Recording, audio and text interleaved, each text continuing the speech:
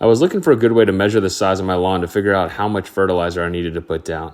I didn't want to tape measure out the whole thing, which has a lot of irregular angles.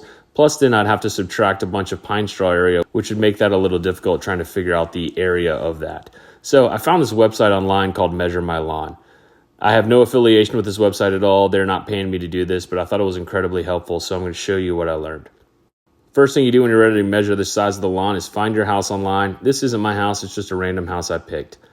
Then you're going to find the tape measure icon on the right side right here, and then you're going to select that and select area, free draw. And then go ahead and drop your points. I'll put the first point on this corner here, and then I'll put the second point and just keep tapping to add points along the way. Notice now then you can just pan the image over and then keep adding points along the way.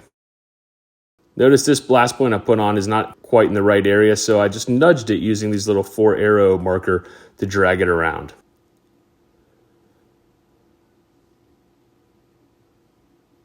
There we go. Add a couple of the final points.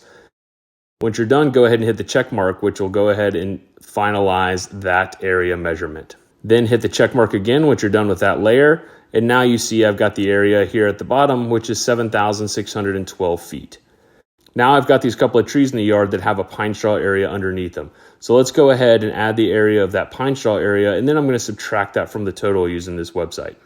So click on the tape measure, hit area, and then we're going to go ahead and start drawing some points. Now, I can just freehand this and take a good guess as to how big it is, or you could go out with a tape measure and actually measure the size of the area. Let's say it was 20 by 20, so that would be 400 square feet. I can drag the points a little bit until I get it closer to 400 feet if I wanted to. And that looks good, so let's go ahead and hit the check mark. Hit the check mark again to lock that in. And then now I want to subtract that from the total area. So I'm going to hit the little gear icon for the settings down at the bottom under that measurement and toggle this over to subtract. Now you see it turns red and it's going to subtract that 401 square feet from the previously measured 7,612 square feet. Now underneath this tree over here next to the driveway, I've got another pine straw area. So I select the tape measure again, select area, and then I'm just going to add these points in. Let's say this one's about 200-ish square feet, a little more than that. So I'm just going to drag those around until I get it to roughly where I want it. And you see the plus marks, which I can use those to add additional points if I want to. Right now, this is close enough at 206 square feet. Then I'm going to select subtract, and it's going to subtract that from the total. So you see I've got the original 7,612 square feet minus 401 square feet for that pine straw area that's closest to the top of the screen in red.